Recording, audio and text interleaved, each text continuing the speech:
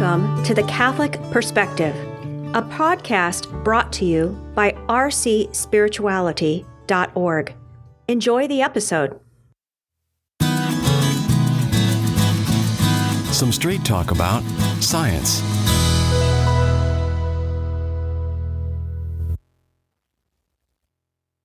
Remember Dr. Frankenstein? He was a brilliant scientist, way ahead of his time.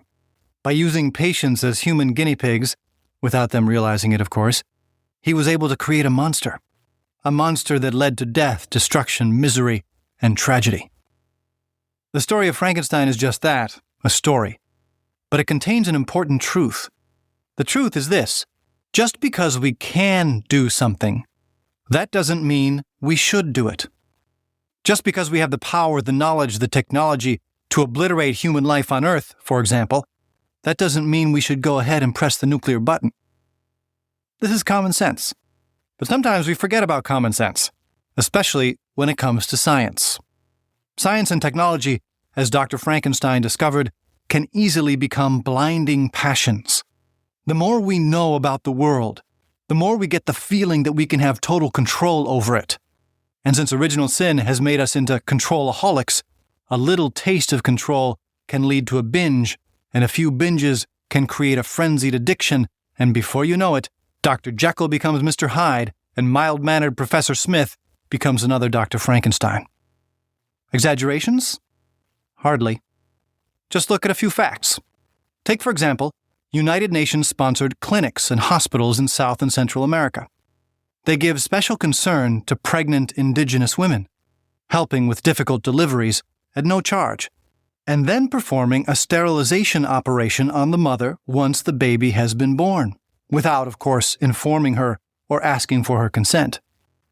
Practices like these have made poor women in countries like Mexico and Brazil afraid to request any kind of medical attention at all, for fear that they will be forced or manipulated into treatments that they neither need nor want. Dr. Frankenstein would fit right in at clinics like those. He had no qualms about putting science at the service of discrimination. Or take the cutting-edge fertility clinics. Couples experiencing fertility difficulties go there for expert advice, but many of the experts recommend in vitro fertilization immediately, not even mentioning the many other treatments that don't resort to the artificial production of whole batches of human embryos. This unjust manipulation of the couple, entrusting themselves to the wonders of scientific progress, guarantees scientists a plentiful supply of frozen human embryos. Right now, conservative estimates say that at least 200,000 of them are in stock in the United States alone. These are then used for what they call research and experimentation. Behold, Frankenstein the fertility doctor. Advanced gene studies is another field especially vulnerable to the techno-binge mentality. In October 2002, Dr. James Watson, who helped discover the shape of DNA way back in 1953, gave a talk at the University of Toronto, in which he expressed his hopes that budding techniques of genetic manipulation could create a perfect future by making sure that undesirable humans never get born. Undesirable humans? Which ones are those? Perhaps Dr. Watson can consult Dr. Frankenstein to come up with a list. The false promise of total control, total autonomy, at the root of these and other abusive practices has led, in many cases, to a gluttonous pursuit of scientific knowledge and technological power. This pursuit has in turn, unfortunately, become one of modernity's false idols. It's an idol because it implicitly claims to do what only God can do: provide total human fulfillment. Because this view promises so much, like the eventual elimination of suffering and death, those who hold it refuse to accept any limits or conditions on their research activity, ethical conditions, for instance, and so they put themselves on the path forged by Frankenstein. But these promises are false, as are the promises of every idol. They are false because science is not God. It has inherent limits, and only by acknowledging and working within those limits will scientists fulfill their noble and essential role in the human family. Let's take a look at these 3 limits of science. Science is limited, first of all, in what it can tell us about the universe. Not everything can be explained by the scientific method, because the scientific method requires physically measurable data. But not everything is physically measurable. For instance, science can neither prove nor disprove the existence of angels. Nor can scientists quantify spiritual realities like friendship and love and greed and prayer. They may try to, but ultimately, realities like these are linked to human freedom, a phenomenon which doesn't fit in test tubes. Neither does the beauty of a poem, or a sunset, or a symphony. Simply to assume that they will someday fit into a test tube, which some devout scientific idolaters do, is to make an act of faith, not a calculation of science. Furthermore, even when science stays within the bounds of the physical world, many of its conclusions are not definitive. This is because particular physical phenomenon can often be explained in more ways than one.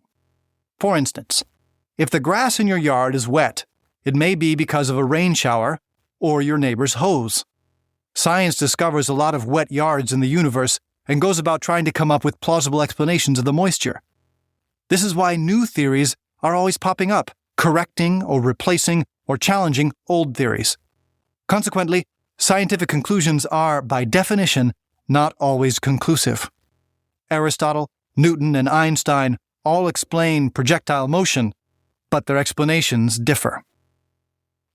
So the first inherent limit of science is that it can't tell us everything about the universe. Secondly, science and technology are limited in what they can do for us. They can certainly help feed and cure the body, but they can't eliminate the need for food and health. They can help us understand the world around us and make better use of it, but they cannot satisfy the human heart. Happiness can never be reduced to physical well-being. The human person searches for a meaning, a purpose in life, which can't be found in a laboratory. The human person also needs to be loved and to love, and you can't find that in a petri dish. Technology, no matter how powerful, can't take the place of kindness. Finally, science and technology are also limited in what they ought to attempt. We all recoil in horror when we consider the gruesome experiments that Nazi scientists conducted on prisoners. Certainly they advanced medical science by their detailed studies of the physiological effects of hypothermia on the human body, and maybe their conclusions could even be used eventually to save lives. But does that justify the calculated murder of dozens of human beings by monitoring them as they froze to death in the icy waters of laboratory swimming pools? No. Science is not just limited by what it can tell us about the universe and by what it can do for us, but also by what it should do. Whenever science and technology ignore these limits which are obvious to common sense, they become dangerous idols. Idols that feed human arrogance and inspire scientists to follow the lead of Dr. Frankenstein, ostensibly pursuing greater peace and prosperity, but leaving in their wake a tragic trail of human wreckage. One of the duties of the Church is to keep common sense common. Like a good mother, she keeps an eye on her children, so we don't put ourselves in dangerous situations where we can get hurt. That's why the Church is never tired of reminding us that scientists must respect the inherent limits of science and technology. It issues this reminder by constantly calling to mind one simple principle. Science must always be at the service of every human person and the whole human community. Science is for people, not people for science. Here's how Pope John Paul II put it in his speech for the Jubilee of Scientists. Quote, "You are asked to work in a way that serves the good of individuals and of all humanity, while always being attentive to the dignity of every human being and to respect for creation." End quote. The Second Vatican Council put the same thought more succinctly. Quote, "With an increase in human power comes a broadening of responsibility on the part of individuals and communities." End quote. It's the Frankenstein lesson all over again. Just because we can do something, that doesn't mean that we should do it. People must always come first. The Church will remind scientists and society of that basic truth as often as necessary. But the Church's relationship with science goes deeper than a mother's gentle and firm reminder of its dangers and limits. It esteems and encourages scientific inquiry and technological advance. It recognizes that the scientific endeavor, when it respects its inherent limits, has a noble and essential role to play in the human drama. A twofold role of discovering the wonders of creation and harnessing them for the good of the human family. That's really what true scientific progress is all about. That's how it can give glory to God, and that's why the Church is pro-science. To quote the Second Vatican Council again, quote, "Far from considering the conquests of man's genius and courage as opposed to God's power, Christians ought to be convinced that the achievements of the human race are a sign of God's greatness and the fulfillment of His mysterious design. There is no question, then, of the Christian message inhibiting men from building up the world or making them disinterested in the good of their fellows. On the contrary, it is an incentive to do these very things." End quote. Science and the Church, in other words, are allies. Of course, that's not the prevailing view. Distorted versions of the infamous Galileo affair have popularized the idea that the Church is anti-science. Those distortions are so grand that it took an entire talk to correct them. But even the distortions can't undo history, and the history of the Church shows that it has been a bulwark of support for the scientific endeavor, even if it has consistently refused to commit scientific Frankensteinian idolatry by ignoring the natural limits of science and technology. From founding the first modern universities, to building the first astronomical observatory, to pioneering modern genetics, Catholics have always been in the forefront of the scientific enterprise. In fact, as the esteemed historian of science Stanley Yockey has shown in his masterful work, Science and Creation, modern science itself was conceived only in the fertile womb of Catholic culture. It was stillborn everywhere else. And the Church's present-day commitment to furthering the scientific enterprise only supports its historical record. Just think, for instance, of the thousands of Catholic schools, universities, and research institutes all over the world.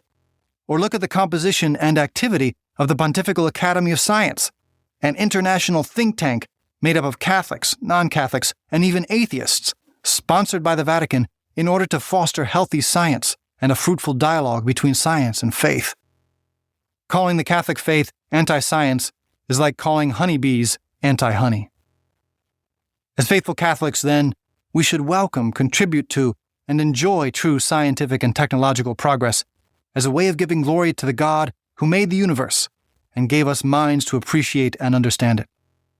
But we should always remember that science can't tell us everything, can't solve all our problems, and can easily be abused. Just because we can do something, it doesn't mean that we should do it.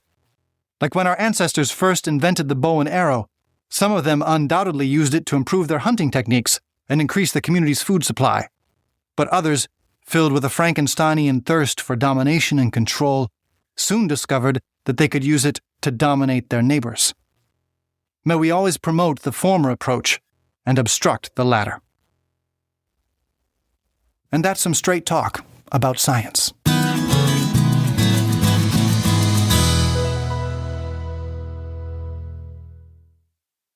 You have been listening to The Catholic Perspective, a resource from rcspirituality.org. Please visit our website and check out more great resources to help you pray, learn, grow, and go. Please join our team of digital missionaries by subscribing at rcspirituality.org.